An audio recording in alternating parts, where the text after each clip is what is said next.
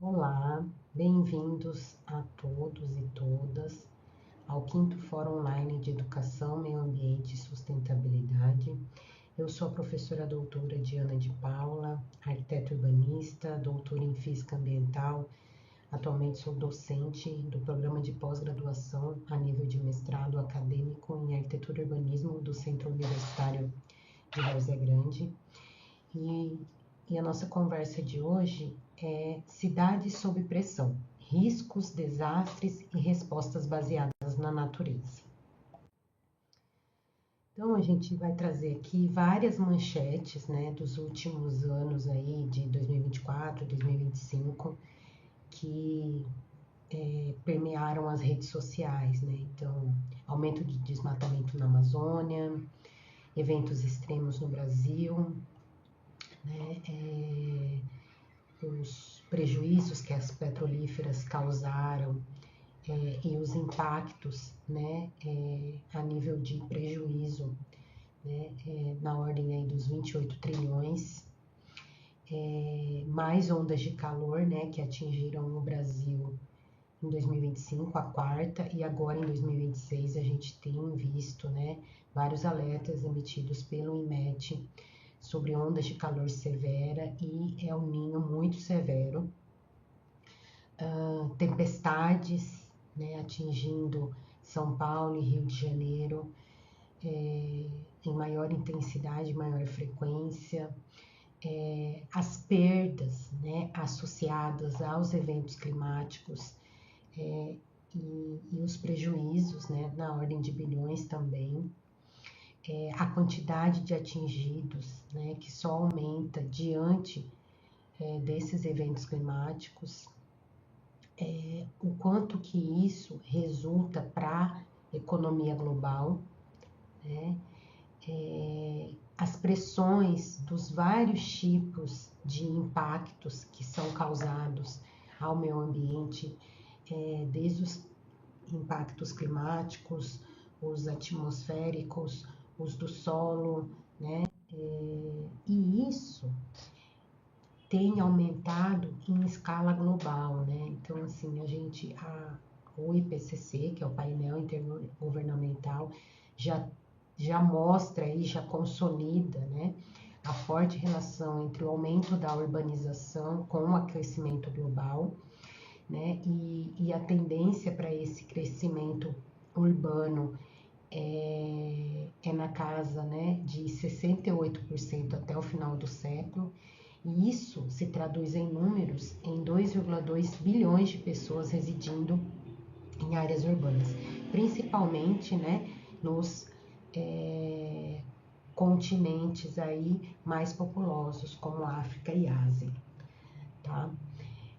Então, a gente já em 2023, a gente já tinha aí, né, 4,6 bilhões de pessoas vivendo em áreas urbanas.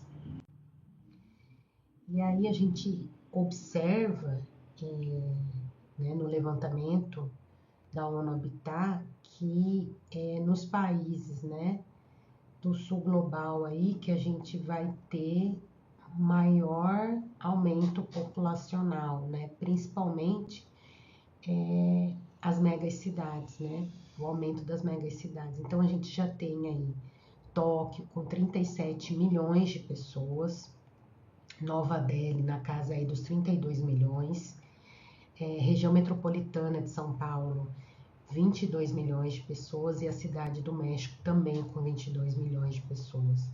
Então, esse aumento populacional associado à urbanização, e a gente tem aí as pressões sobre os sistemas, né? Então, a infraestrutura, a drenagem, o manejo, do que as cidades precisam para receber essa população, né? E o que essas cidades vão sofrer diante desse cenário aí de cada vez mais eventos climáticos, né? E extremos climáticos, na verdade. Então a gente tem esses cenários cada vez mais recorrentes, né? O cenário é de alagamento, né? De inundação, né? E isso, se a gente associar ao levantamento que o Atlas Digital de Desastres no Brasil, que foi publicado em 2023, ele traz para a gente aí, né? Enchentes no Rio Guaíba em 1941, deslizamento na Serra de Araras em 1967 e na região serrana do Rio em 2011, sendo, né, que na região serrana a gente teve aí 947 mortos e 300 desaparecidos. E no Rio Grande do Sul, em 2024, que a gente teve, né, o transbordamento do Rio Guaíba, né, em que a gente teve aí 183 mortes e mais de 600 mil pessoas desalojadas e desabrigadas, né?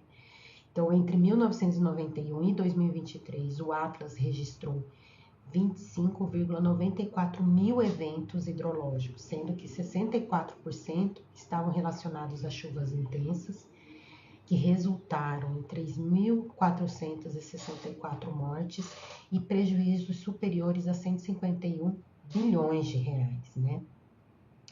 E isso tudo resulta na fragilidade da infraestrutura urbana diante desses cenários, né, de evento climático de extremos, né? Falta de políticas eficazes de drenagem, de manejo de águas pluviais e uma integração tanto do planejamento urbano, né, quanto do planejamento econômico, né, do desenvolvimento econômico das cidades. Então a gente tem aí esses cenários, essas imagens que corroboram com esses dados que a gente apresentou aí para vocês, né? Esse último aqui, respectivo ao Rio Grande do Sul, quando houveram as fortes chuvas e tantas pessoas aí desabrigadas e desalojadas. Então, como que a gente vai entender, né, os eventos climáticos, eventos extremos, mais desastres, né? Como que a gente vai conseguir caracterizar, definir isso?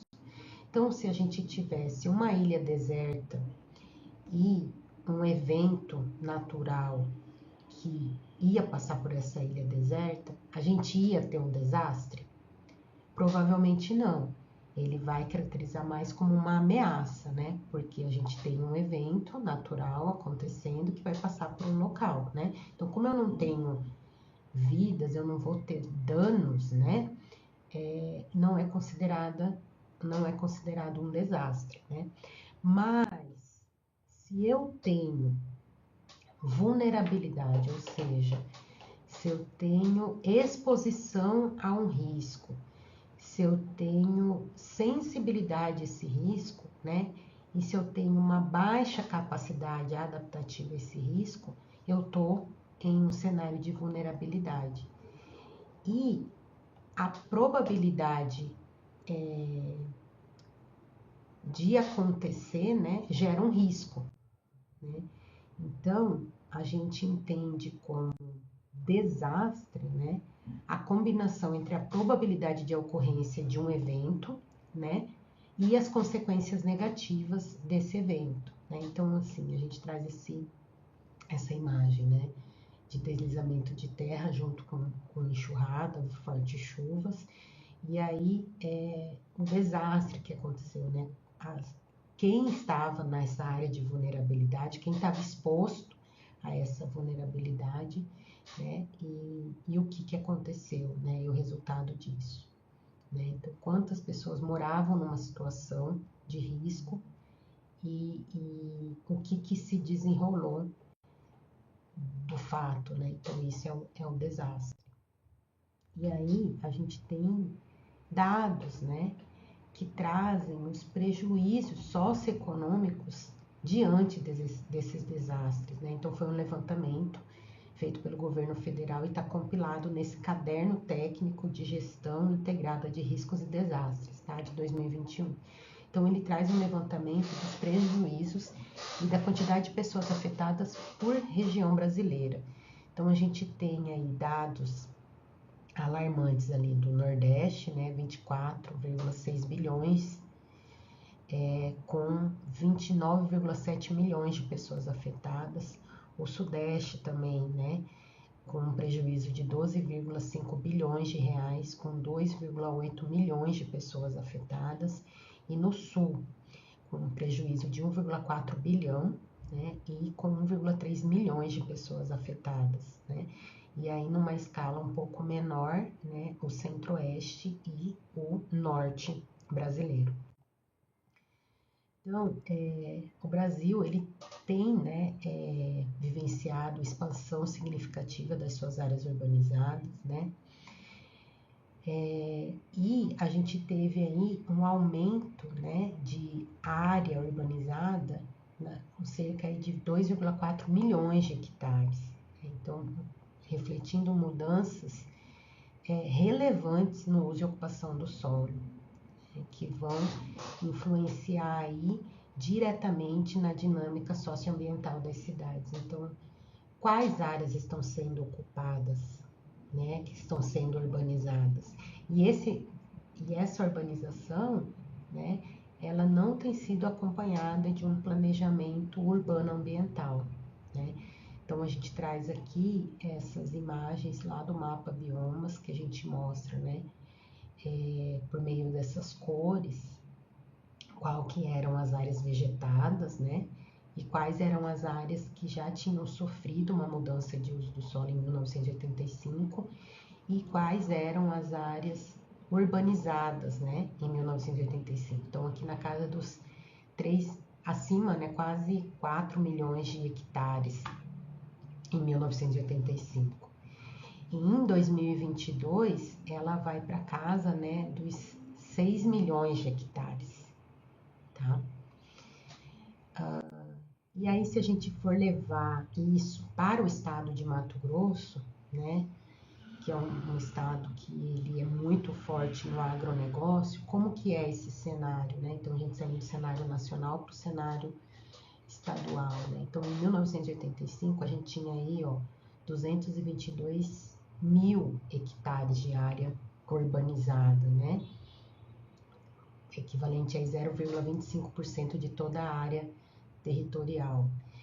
E foi, né, para 2023 para 309 hectares, 309 mil hectares, né, passando aí para 0,34% de área urbanizada.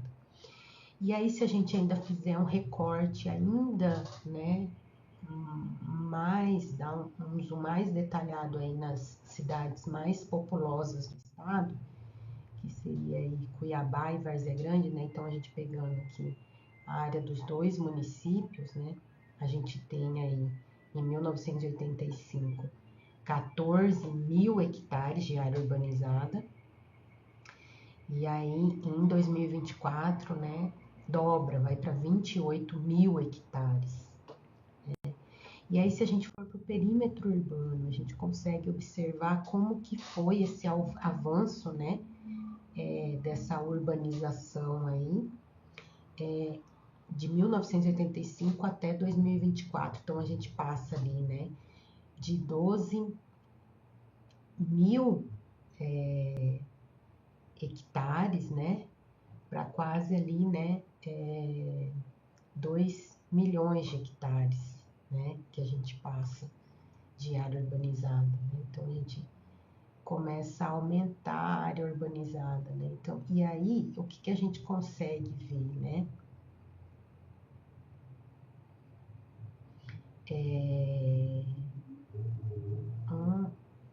Essa urbanização ela vai se deslocando para o centro e indo para a franja do perímetro urbano, né?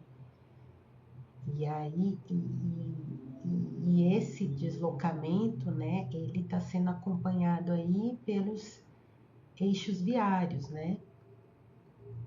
Pelos principais eixos viários. Então a gente tem aqui, né, a Avenida Fernando Corrêa da Costa, depois a gente tem ali, né, a Avenida do CPA, juntamente com a Avenida da Prainha, até chegar na FEB, que é a que faz a principal dinâmica de mobilidade urbana entre as duas cidades que são conurbadas, né?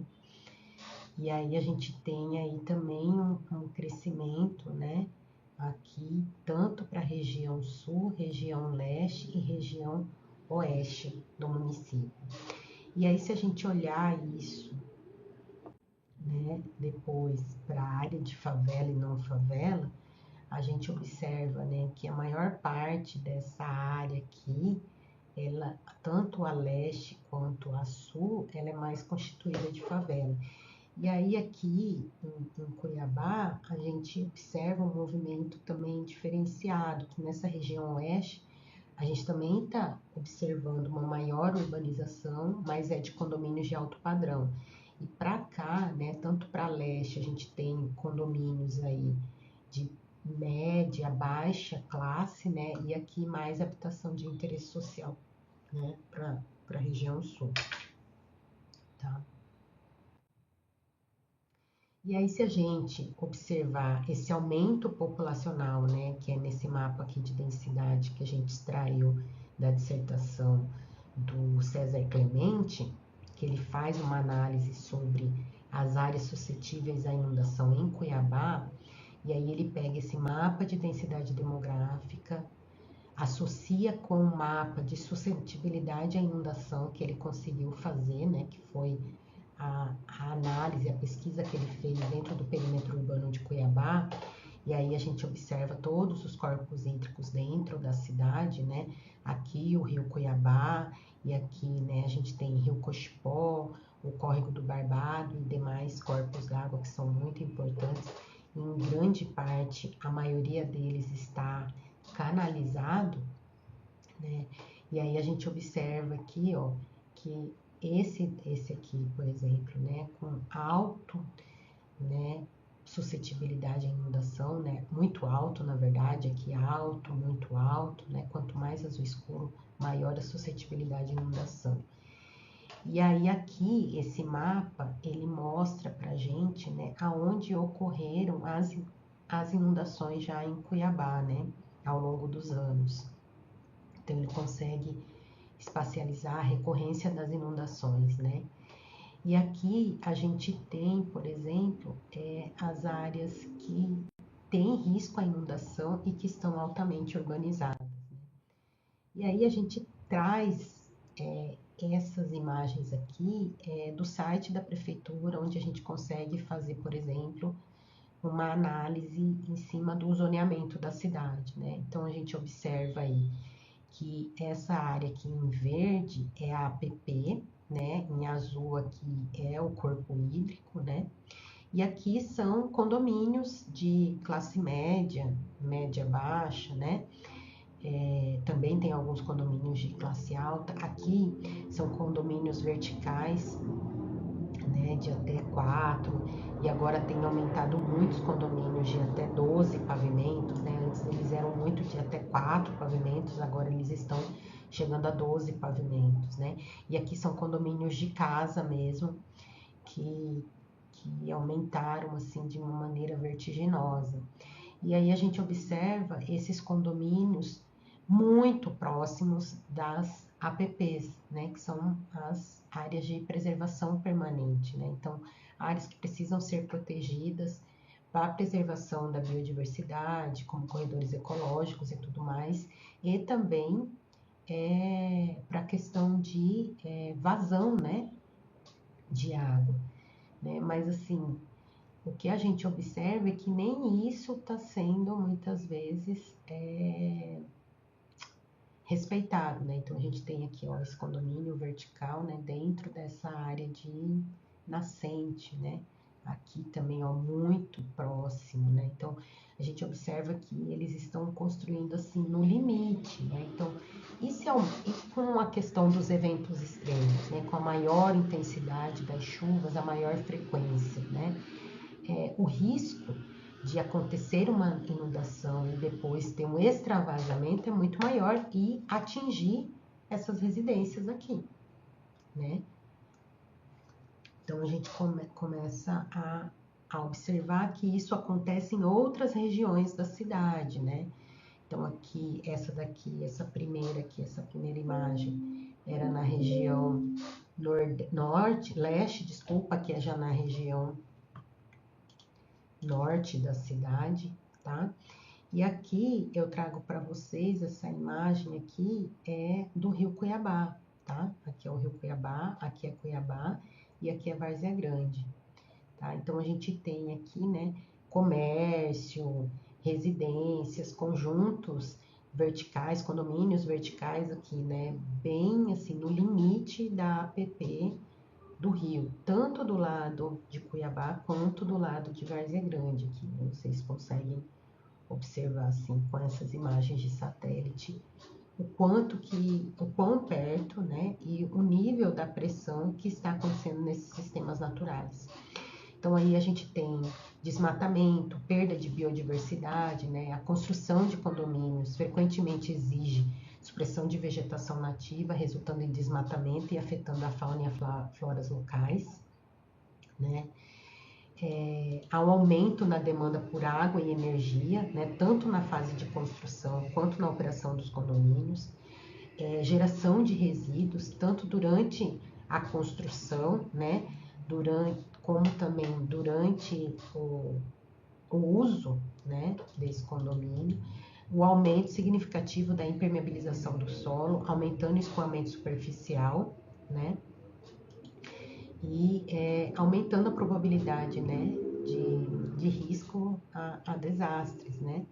E aí a gente tem também a questão de aquíferos, né, de poluição de lençol freático por estar tão perto aqui, né, e vocês viram na imagem anterior que a gente trouxe o mapa de corpos hídricos, a quantidade que a gente tem, né, de corpos hídricos e o avanço dessa urbanização nesses corpos hídricos.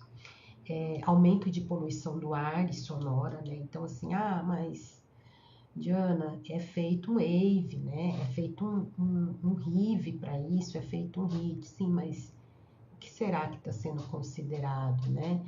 E o quanto dessa infraestrutura, né?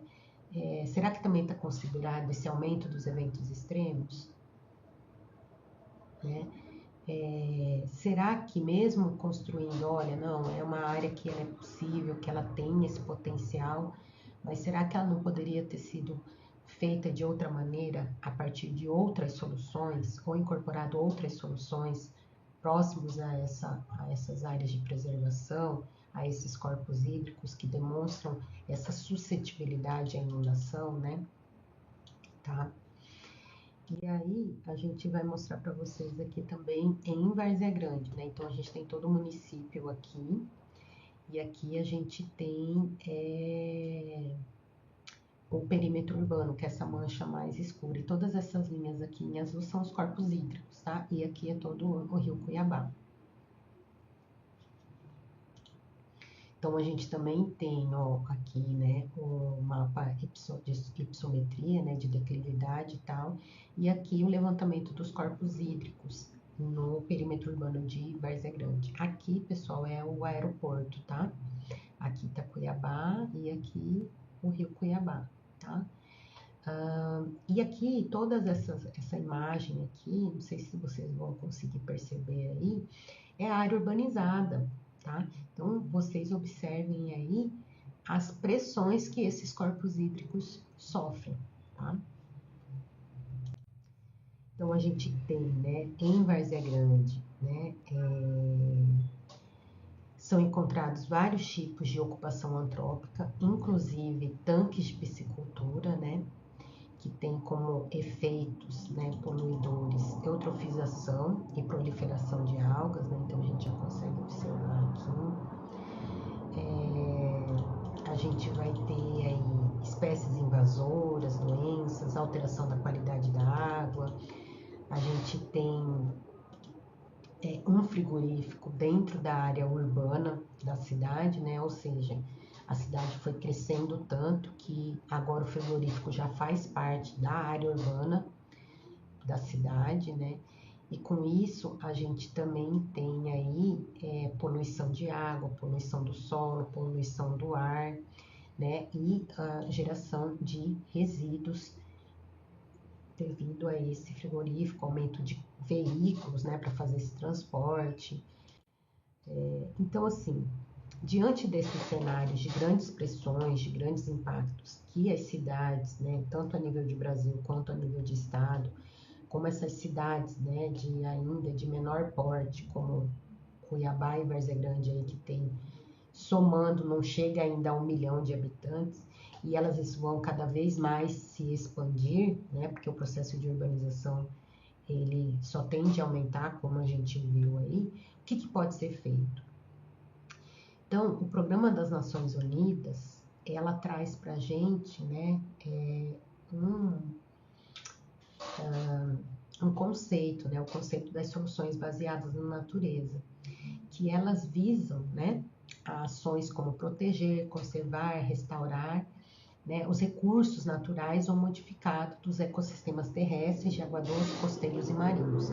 Mas também é necessário abordar desafios sociais e econômicos, né, para que tornem esses serviços, essas soluções, de forma eficaz e adaptável, né, que promova o bem-estar humano, serviços ecossistêmicos, resiliências e benefícios para a biodiversidade.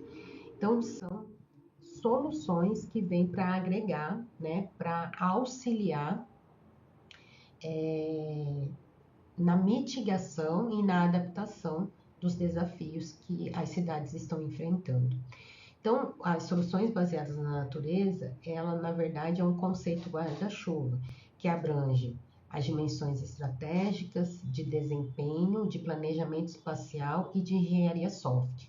Então, dentro da dimensão estratégica, é utilizar soluções de adaptação baseada em ecossistemas e de redução de riscos de desastres, baseados em ecossistemas. Então, eu tenho uma possibilidade de desastre, eu tenho área de vulnerável, eu tenho risco. Qual é a dimensão que eu posso utilizar para melhorar, para reduzir esses riscos, né?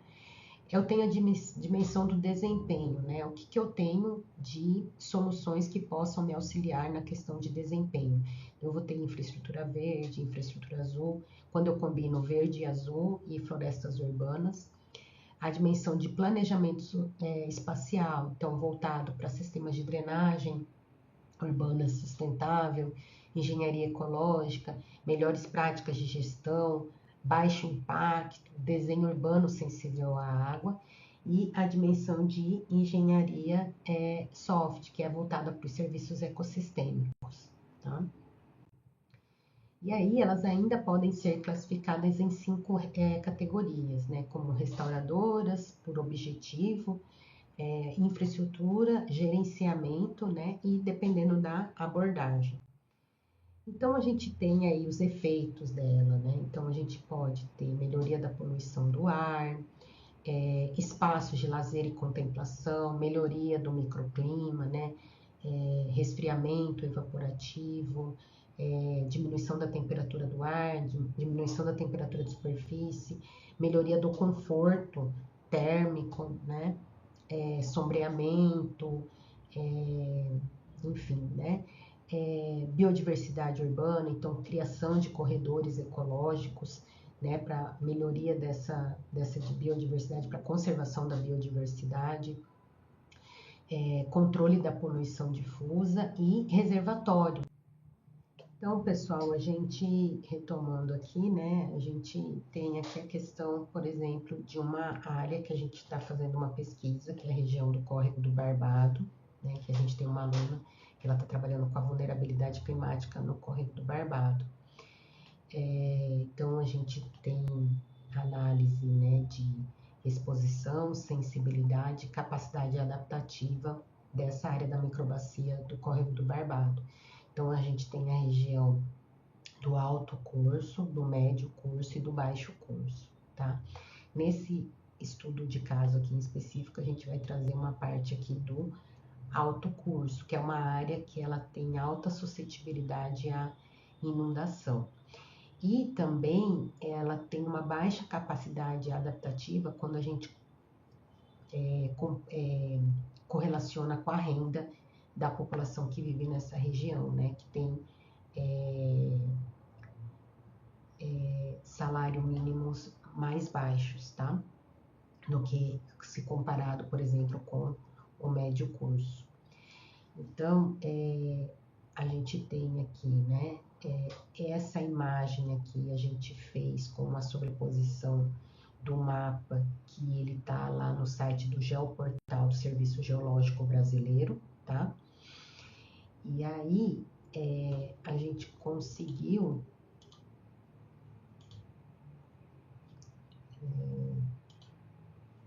só um minutinho. A gente tem aqui na região 58 famílias, aqui 78 famílias e aqui 35 famílias em áreas que correm risco, né, de inundação. E aí, nessa região aqui, né, que é a avenida principal, que é a Avenida Jurumirim, e aqui é onde está passando o córrego, né, então a gente tem aqui o nível, aqui é 196, aqui é 188 e aqui é 184, ou seja, né, o escoamento, né, vai aumentar a inundação e o alagamento nessa região aqui, preferencialmente aqui, né? Então, seriam regiões que caberiam soluções voltadas para melhoria de desempenho, né, de serviços ecossistêmicos. Então, aqui a gente pensou, né, em trabalhar com um jardim de chuva, né, aqui nessa região, né, e aí como que ele funcionaria, né, teria a calçada, né, a infraestrutura verde e o jardim de chuva, né, conjuntamente para melhorar, né, diminuir a quantidade de água que vai chegar aqui, né, promover sombreamento também e um acúmulo dessa escoamento superficial pelo jardim de chuva. Uma outra situação, né, seria